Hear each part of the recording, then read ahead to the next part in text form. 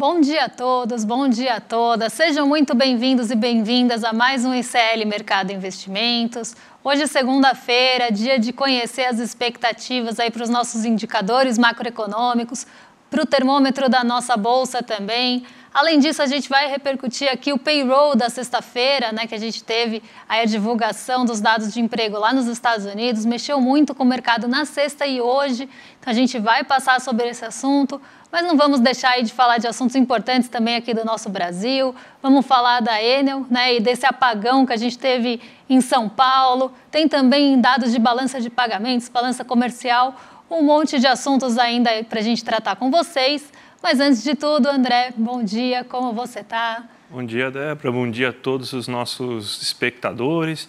Hoje um dia que tem bastante notícia represada, inclusive, né, porque teve um feriado prolongado, não muito agradável para a maior parte dos paulistanos, que teve esse apagão aí, que tem gente que ainda não teve a luz restabelecida nas suas residências. Então vamos falar um pouco da privatização e seus efeitos, vamos falar das balanças de pagamento comercial que saíram também. Os dados saíram hoje e na última semana também, então vamos repercutir um pouco. Vamos ver como o mercado passou esse fim de semana, né? Parece que o mercado está bem tranquilo, não teve falta de luz na casa dele, que quase não se movimentou. Mas como sempre, né, Débora? A gente vai lá e começa falando aí dos dados do nosso mercado, né? Dos mercados mundiais, Ásia e tudo mais, né? Então, o que você tem para dar de expectativa para a gente aí em relação a isso, Débora? Bom, não tem como começar aí falando do dia de hoje sem falar de sexta-feira, porque sexta-feira foram divulgados os dados de mercado de trabalho dos Estados Unidos, né, o conhecido como payroll, e a gente vai tratar aí esses assuntos com vocês, porque eles mexeram muito na sexta-feira. Sexta-feira era um dia de liquidez mais reduzida aqui no Brasil. A gente vinha de um feriado, né? Então na quinta-feira o mercado esteve fechado. Na sexta-feira é um dia de pouca liquidez, porque muitas das posições já são tomadas na própria quarta, como até a gente explicou aqui. Mas dentro dessa agenda esvaziada, porque por aqui não saíram indicadores, quem tomou aí uma grande proporção, inclusive aí na nossa bolsa, foi o payroll. Então a gente vai falar dele aí com vocês hoje. Vamos falar inclusive do movimento que ele trouxe para a Ásia hoje de manhã. Então um dia aí, vamos começar o dia falando da sexta-feira. Então, vamos retomar um pouquinho os dados de emprego lá dos Estados Unidos. E eles indicaram, né, um desaquecimento, não diria desaquecimento, mas aí um arrefecimento do mercado de trabalho. Os dados ficaram abaixo do projetado em todas as métricas apontadas pelo payroll. Então, a gente vai trazer esses dados para vocês e explicar como é que eles bateram no mercado e por que a gente teve altas tão expressivas na sexta-feira e, inclusive, fechando a semana num terreno tão positivo. Então, quando a gente olha aqui os dados de desemprego, esses dados são de outubro lá nos Estados Unidos, a gente vê que o desemprego ficou em 3,90, então ele teve ali uma alta em relação a setembro e ficou acima do esperado. O mercado projetava para a taxa de desemprego nos Estados Unidos 3,8%. A gente teve aí 3,9%, então um desemprego maior do que o esperado nos Estados Unidos. Já pensando em criações de novos empregos, e aqui tem esse nome mesmo, tá? É relatório de emprego não agrícola, porque ele pega ali os empregos urbanos, que são a maioria mesmo ali dos dados dos Estados Unidos, né, das vagas criadas. Então, quando a gente olha esse número é em 1.000, tá? Então, no mês de outubro, né, mês passado, a gente teve 150 mil postos em trabalho criados ali no setor urbano dos Estados Unidos. A expectativa era 180 mil, mas vale lembrar que a gente veio de setembro de uma criação de 336 mil postos de emprego, ficando inclusive no dobro do esperado no mês passado. Então, dessa vez, o mercado manteve ali sua projeção, né? O mês passado era de 170 mil novos postos, a gente teve 336. Essa projeção foi praticamente mantida, a gente tinha até um aumento por conta do mês passado ali, né? Se ia ter uma tendência ali mantida de aumento de criação, então a gente teve ali 180 na projeção e 150 mil nos dados reais. Então, outro dado que veio abaixo do esperado, mostrando que o mercado de trabalho está menos aquecido do que o projetado. Quando a gente olha o terceiro gráfico é ganho médio por hora, né? Lá nos Estados Unidos a gente tem essa métrica de ganho por hora na variação mensal, então em relação ao mês passado. e ela também ficou abaixo do esperado. Era uma expectativa de alta de 0,30% no ganho mensal por hora, e a gente teve aí praticamente uma estabilidade em relação ao mês passado, ficando em 0,20%. Então, o que aconteceu ali nos mercados depois que esses dados do payroll foram divulgados? A gente já tinha tido uma quarta-feira que mostrou ali que os Estados Unidos mantiveram as suas taxas de juros inalteradas, né? Não teve ali uma alta em relação ali à taxa de juros praticada, e aí o mercado passou a esperar, depois da divulgação do payroll, que a gente tivesse continuidade nessa manutenção, então que não vai ter nova alta de juros nos Estados Unidos na última reunião do ano, que acontece em dezembro. Então o mercado está mais tranquilo em relação às taxas de juros. Esses dados vieram até para reforçar essa expectativa de manutenção, mostrando que por lá talvez esteja no fim do aperto monetário, então não tenham novas altas nos juros. Isso mexeu muito com os mercados, como eu falei, aqui no Brasil era um dia de agenda esvaziada, então a gente teve uma alta de 2,7% na nossa bolsa na sexta, porque esses dados impactaram muito, teve um grande aumento do apetite pelo risco, a gente sabe o quanto isso influencia mercados emergentes, então a gente teve uma alta aqui da nossa bolsa puxada por esses dados aí do payroll abaixo do esperado, o que é até uma coisa difícil de se falar, porque aumentou o desemprego, a gente teve uma renda ali, um aumento de renda menor do que o esperado e criação de vagas também menores do que o esperado. Então aqui a gente vê, né, que é um assunto difícil até de falar, porque eles estão comemorando dados piores do que o esperado do desemprego. Mas isso fez com que as taxas de juros arrefecessem e a gente teve um dia muito positivo lá nos Estados Unidos também na sexta. Então um dia aí bem positivo, levando as bolsas para as melhores semanas. Então, Nova York teve sua melhor semana de 2023, os 3 índices tiveram ganhos acima de 5% no acumulado, e o nosso Ibovespa ali ficou também acima dos 4% no acumulado da semana, melhor patamar desde abril de 2023. Depois a gente vai passar no termômetro da Bolsa, e lá tem o dado, né, a alta certinho, se bateu a expectativa ou não, mas um dia aí bem positivo, levando a semana também bastante para o positivo. E isso influencia a Ásia nessa abertura, né? É verdade, né? Então você tem dados da Ásia também, né? Vai colocar na sua tela agora para todo mundo ver o que está acontecendo aí na Ásia, né? Então a gente tem alta ou baixa, né? Estamos com uma alta considerável aí no KOSPI, que é da Coreia do Sul, né? O índice da Coreia do Sul, então. É tudo isso por causa do payroll, Débora? Não só pelo payroll, mas grande parte pelo payroll. Então, quando a gente vê dados da Ásia hoje, todas as bolsas ficaram no terreno positivo, não teve aí nenhuma exceção a esse movimento positivo vindo de Nova York. Então, visto que as bolsas lá subiram muito na sexta-feira e aqui também, né? Então, um movimento bem global de altas na sexta, esse movimento positivo chegou na Ásia. Então, a gente viu bolsas ali subindo 2%, 3% na Ásia, mas o KOSPI ele foi uma exceção, inclusive subindo acima da média, né? Ele foi o destaque mesmo, ele subiu 5,66%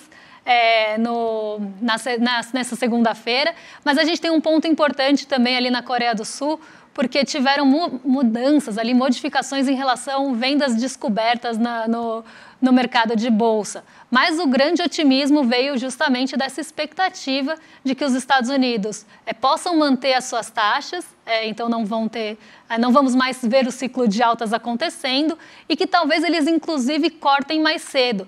Então a expectativa era ali para setembro que começassem os cortes, e a gente já começa a ter uma probabilidade maior já para o meio do ano, então entre junho e julho. Então, essa expectativa está, inclusive, mostrando que os Estados Unidos podem cortar as taxas de juros mais cedo. Então, isso acaba também impulsionando o apetite pelo risco. Então, nessa segunda, a gente ainda tem reflexo do movimento de sexta-feira. Até alguns dirigentes do Banco Central dos Estados Unidos, o Fed, deram uma sinalização para um posicionamento mais brando, né, que a gente chama dovish no mercado. Então, a gente teve aí essa sinalização realmente para um fim de aperto monetário por lá. Boa notícia para os juros, né, que devem aí arrefecer depois de patamares tão altos. Sim, não, e tá todo mundo, os mercados inteiros estão dependendo dessas taxas de juros aí, que tá um problema mesmo, né? Nenhum mercado tem apetite por risco, as bolsas estão caindo consideravelmente, a gente vai até mostrar alguns dados aqui também da balança de pagamentos que explica isso, né? Mas essa taxa de juros, essa expectativa de alta, baixa, manter aí tudo para saber se a economia americana está indo bem ou mal, né?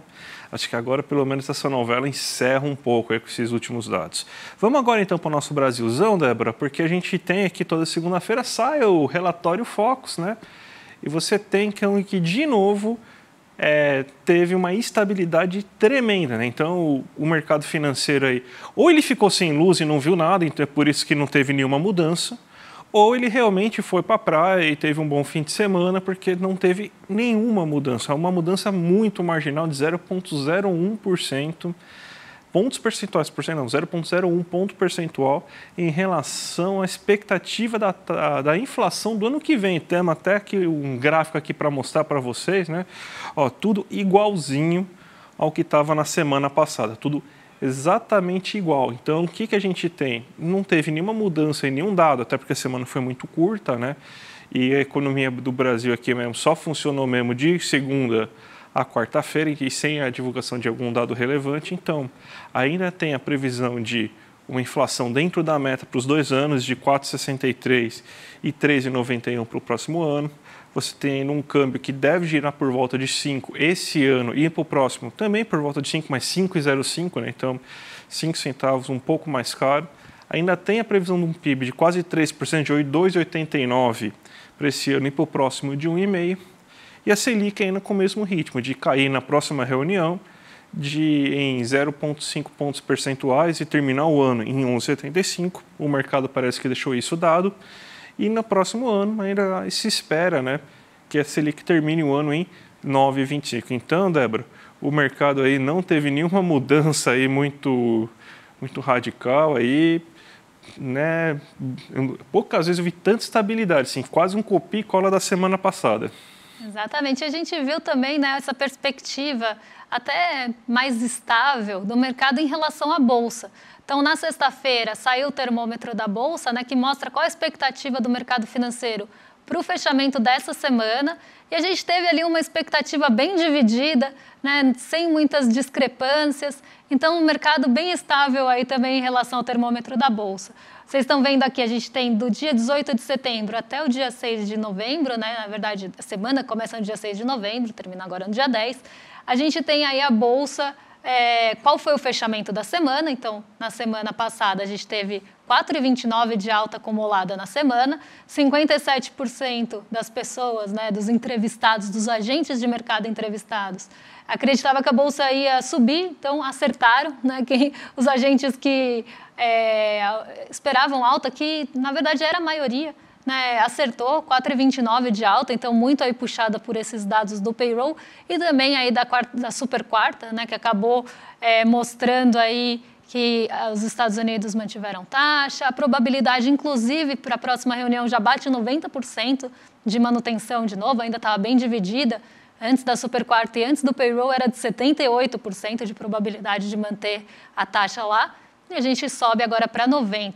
Então, aqui uma bolsa em alta na semana passada, tinha alguma expectativa de queda ali, 14%, 28% esperava uma estabilidade, então perto do 0 a 0, nem alta nem queda, mas realmente prevaleceu aí a alta e uma alta grande. A gente não via essa alta desde o dia 18 de setembro, né? Como eu falei, foi o melhor patamar desde abril desse ano. A gente teve alguns meses bons, a gente teve algumas semanas boas, mas não nesse ponto que a gente viu na semana passada. E aí, nessa semana, está bem dividido, né? 50% espera que a Bolsa vai subir, 50% espera que ela vai fechar perto do 0 a 0, mas aí ninguém espera queda nessa semana. Lembrando que a gente veio ali de uma expectativa de 42,86% de queda na semana do dia 23. Então, a gente viu essa expectativa diminuindo semana após semana e agora zera, né? Então, não temos a expectativa de queda para essa semana na Bolsa. Então, o mercado esperando aí uma semana ou estável ou de alta, mostrando aí também essa pouca discrepância, até uma concisão maior aí no mercado em relação à Bolsa. Perfeito, Débora. Vamos falar então agora da balança comercial brasileira, que foram divulgados dados até o mês de outubro de 2023. Né? Então a gente tem agora já um resultado mais próximo do que vai acontecer até o fim do ano. Né? Você tem um superávit recorde observado de 8,9 bilhões de dólares para esse mês de outubro. E a gente tem aqui os dados para vocês verem aqui como que está no acumulado esse ano, né? Então, se a gente for ver que esse ano a gente tem, então, um maior volume de exportações, né? A gente tem que já foram exportados em valor, né, 282,4 bilhões de dólares, né, em exportações aqui no Brasil. Se você comparar com o ano passado, até o mesmo período anterior, tá? Isso é um acumulado no ano, tá? Então você tem que, no ano passado, até outubro, você tinha 280,14 bilhões sendo exportado, então a gente está exportando mais e está importando menos. E isso aí é o que ajuda a explicar o maior saldo que a gente tem esse ano. Não é somente uma elevação das exportações. Tanto que a gente importou esse ano 202,2 bilhões de produtos em dólares, né? Obviamente, né? Não são 202,2 bilhões, 202 produtos entrando, né? Em dólares isso. E sendo que ano passado a gente tinha exportado em produtos, né? Em dólares, 229,3 bilhões. Né? Então, o que a gente tem é que a gente está exportando mais e importando menos. E isso faz com que o saldo seja bem diferente. A gente tem, então, uma diferença de 30 bilhões, ou seja, quase o dobro de saldo, né? Então, é uma diferença bem grande aí que a gente tem. Até agora, a gente tem um saldo de 80,2 bilhões esse ano já no acumulado, sendo que você tinha um saldo de 50,79, 50,8, né? Bilhões até aquele momento. Então, isso aí é muito importante aí para a economia brasileira, que isso aí pode ser um bom motor do PIB, né? A expectativa é que se chegue em 90 bilhões. Se a gente tiver o mesmo saldo que a gente observou aqui, a gente passa, que inclusive passa com alguma folga nessa expectativa de 90 bilhões. Então, tem que ter um saldo de 5 bilhões, mais ou menos, em cada um desses meses. E, se a gente for ver a régua histórica, né, provavelmente a gente vai conseguir, Débora. Uma boa, pelo menos, notícia aí vindo da balança comercial. E a gente também teve balança de pagamentos, né, divulgada aí. Outubro a gente sabe que foi um mês volátil, isso acaba impactando a balança de pagamentos. Então vamos ver aí como é que foram os dados aí da balança de pagamentos, investimentos estrangeiros, como eu falei, tem queda de quase 40% e isso acaba também refletindo bastante essa incerteza que a gente tem, né, muito recurso saiu em setembro e outubro do Brasil. Mas vamos ver os dados aí, como é que estão, né? Na verdade, os dados são até setembro, né? Os dados de outubro eles chegam só agora no mês de dezembro, né? Então, você teve uma queda de quase 40%. Pá, volta aí a notícia, ainda não estamos ainda no PMI, calma, gente. Então, a gente tem o seguinte, né, que você teve uma coisa um pouco diferente, né, porque o que acontece na economia brasileira geralmente como um todo, né, um reflexo mais ou menos da situação econômica brasileira histórica, né. A gente tem uma boa entrada de capital via bolsa e via outros recursos, porque a gente é um país que não tem uma balança de serviços muito elevada, a gente depende muito só da balança comercial para ter um superávit nessa conta, então a gente acaba tendo sempre uma melhora, né, na conta de capitais em relação a isso, né? Então, o que aconteceu esse mês e o que está acontecendo nos últimos meses é que a nossa balança comercial está tão forte que a gente está conseguindo ter, então, uma conta de transações correntes mais elevada do que a gente teria. Então, a gente está reduzindo o nosso déficit em transações correntes, que é uma coisa histórica, só que, ao mesmo tempo, a gente está reduzindo o superávit na conta de capitais, e muito porque está saindo, né, muito investimento externo, principalmente por causa dessa loucura dos juros. Pelo menos a gente tem, então, a balança comercial para contrapor uma coisa com outra, senão a gente teria problemas cambiais, a gente teria problemas nas reservas internacionais, estaríamos perdendo reservas internacionais nesse momento, mas a conta de capital, a conta da balança comercial está fazendo com que a gente evite problemas como esse. Mas a gente vê, né? A gente viu setembro, né? Setembro que começou aquela novela toda do juros, que os Estados Unidos vai crescer muito, então vai ter que aumentar juros. Começou em setembro, mais ou menos, essa novela toda. Então a gente vê aí que você tem uma queda muito grande desses investimentos estrangeiros, que são, em sua maior parte, especulativa. É bom a gente lembrar, né? Não é investimento estrangeiro que vai para fazer fábrica, não. É investimento estrangeiro na bolsa que quer ganhar seu dinheiro e sair, né? Então, basicamente, esse é o investimento que a gente está falando aqui. Mas é esse, mais ou menos, o reflexo do que aconteceu na nossa balança de pagamentos, Débora. E eu falei aqui de outubro, né? Já dando quase um spoiler aqui, porque isso deve acontecer em outubro também.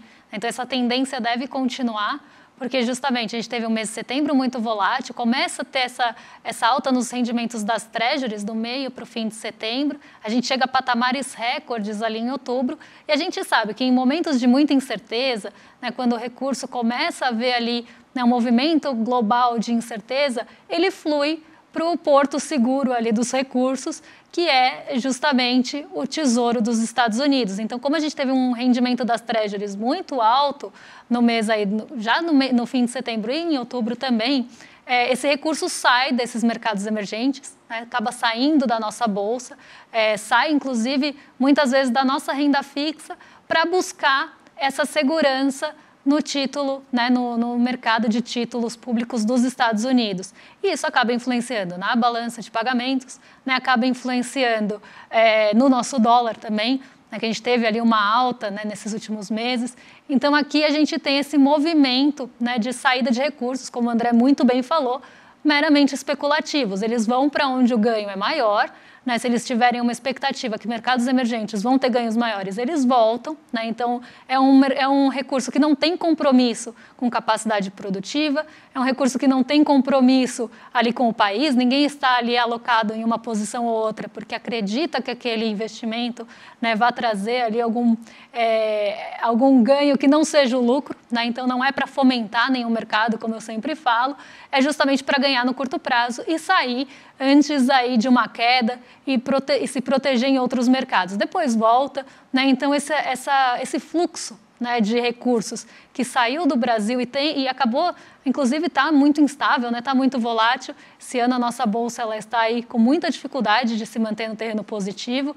Então a gente vê realmente esse fluxo de recursos saindo sem nenhum compromisso. Então isso acaba refletindo nesse dado. Então outubro não deve ser muito diferente.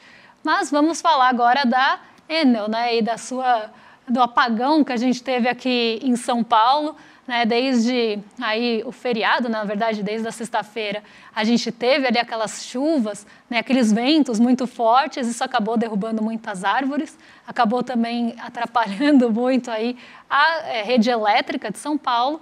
E a gente tem um descaso, como diz a própria notícia aqui, da Enel com os seus consumidores, aí, com os moradores de São Paulo, que muitos ainda estão sem luz, né? Algumas ligações, aí, alguma energia foi retomada até ontem, mas muitos brasileiros, muitos paulistanos, na verdade, ainda sem luz, né? E a gente vê, né, esse descaso mesmo, né? A Enel não está dando conta de responder ali as reclamações, não está dando conta, inclusive, de retomar a energia aí em alguns pontos de São Paulo, e a gente sempre entra naquele discurso, né? Mas se privatizar, por exemplo, que a gente tem a discussão agora da Sabesp, a prestação de serviços vai melhorar. E a gente vê aqui um exemplo claro, né, da Enel, que não é bem assim, né? Então, foi uma empresa privatizada, ela está aí na mão da privatização, né? Está na mão do setor privado, e a gente vê que não tem nenhum compromisso com os paulistanos aí que pagam suas contas de luz, né? Não tem nenhum compromisso em dar muita satisfação, então a gente tem ali aquelas notinhas que são praticamente também um copia e cola, e a gente vê essa situação, né, de um serviço mais caro e também uma prestação mais precária, o que não choca ninguém, porque a gente sabe que o mercado privado sempre quer buscar lucro, né? Essa é a lógica, buscar a maximização do lucro com corte de custos. E eles fizeram isso, né? O que eles fizeram nos últimos anos? Né? Aumentou consideravelmente o lucro da empresa. E todo mundo sabe que aqui em São Paulo, pelo menos quem mora aqui em São Paulo, sabe como é uma beleza o serviço da Enel, né? Que se garoar você já tem probabilidade de acabar a luz, né? Porque é sempre um grande problema isso. E além de tudo, pelo que consta, né? Desde 2019, quase 4 mil funcionários foram demitidos e funcionários que justamente faziam essas manutenções preventivas aí da rede elétrica. E é uma coisa assim absurda, né? Porque se a gente for pensar, por que se diz tanto que a iniciativa privada é melhor do que o serviço público, né? Se a gente for pegar bem na teoria do pessoal que é liberal mesmo. Não vamos nem entrar aqui em teoria heterodoxa, em teoria de economista progressista, não, vamos entrar na teoria liberal mesmo. O que é? A iniciativa privada ela é melhor do que o serviço público justamente porque você tem concorrência. Existe concorrência. É possível você ter concorrência em distribuição energética? Não, não é possível. É o que a gente chama de monopólio natural. Não tem como você ter duas empresas oferecendo energia elétrica ao mesmo tempo. Imagina, a gente já tem aquela quantidade de cabo em São Paulo. Imagina dobrar aquilo, né? Então, não seria impossível você ter duas empresas de energia elétrica fornecendo energia elétrica para as pessoas aqui em São Paulo. Então, é justamente isso que acontece. Você não privatiza monopólios naturais, porque eles são caros, custos de manutenção são muito elevados, então, e a empresa vai querer sempre aumentar o seu lucro, então você tem que ter uma fiscalização muito boa para você conseguir uma privatização, e não é o que está acontecendo aqui, né? A ANEEL pode fazer tudo à vontade, tirar o saque do ar e não acontecer nada com ela. Então, não é possível, quando você tem um monopólio natural, você privatizar esse setor. Então, a água, que também é um monopólio natural, não tem como você ter 4 canos de esgoto para atender sua casa, que só vai ter um cano de esgoto e vai ser aquela única empresa. Imagine isso. A gente está o quê? 4 dias sem luz aqui em São Paulo. Imagina você ficar 4 dias sem água na sua casa, o que você vai fazer? Que beleza que vai ser. Então, esse é só um filminho, só um aquece aí para o que pode acontecer aí se você realizar essa privatização da Sabesp. Sendo que no mundo inteiro, esses serviços públicos eles estão sendo revertidos, estão sendo reestatizados. Nos países comunistas, por exemplo, como Alemanha, Inglaterra também, outro país muito comunista, né? Então, você tem que, nesses países da Europa, está sendo tudo reestatizado. Então, é isso que está acontecendo, gente. Então, menos, tá? Então, a gente tem que lembrar o que está acontecendo, o que é a iniciativa privada, que ela só quer saber de lucro. E é isso que acontece quando você tem, então, uma situação de emergência. Ela está despreparada. Então, é isso que acontece, Débora. Exatamente, porque corta custo de manutenção preventiva, né? E demite, inclusive, funcionários. Então, tem um quadro menor trabalhando naquele sistema, com um corte de custos ali para aumentar lucro, e aí o compromisso realmente com o consumidor, ainda pensando nesse monopólio, fica realmente de lado. E a gente não tem esse exemplo só na Enel. Se a gente pegar aqui em São Paulo, a gente tem o mesmo no sistema de transporte, na parte que é privatizada, que aqui em São Paulo, para quem não sabe, é até carinhosamente apelidada de via morosidade, né? Não é à toa, porque vive dando problema. Mesma coisa, mesmo quadro, lá no Rio de Janeiro, que a gente tem ali também a água, né, sendo privatizada, contas altíssimas, as pessoas com dificuldade de pagar a conta de água e o serviço não melhorou, né, pelo contrário. Então, a gente vê todos esses exemplos acontecendo no momento que a gente está discutindo a privatização da Sabesp aqui em São Paulo, né, que é um absurdo e que vai caminhar na mesma toada.